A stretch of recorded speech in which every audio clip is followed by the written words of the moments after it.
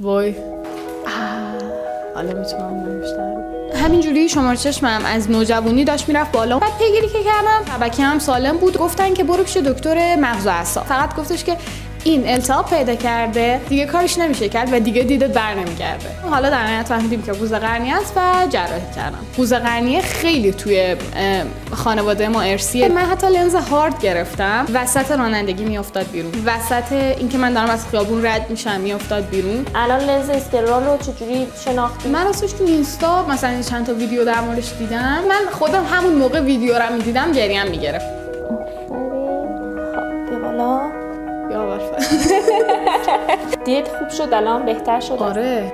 عالی. ساعت بعدی راست، بعدی چپ، بعدی پایین. شما از دید نرمال هم الان دیدت بهتره دو چشمی. واقعا اگه داریم چنین چیزی رو تو خانواده حتی دور، فقط بریم چکاپ. لنز میتونه کیفیت زندگی ها رو افزایش بده یا نه؟ 100%.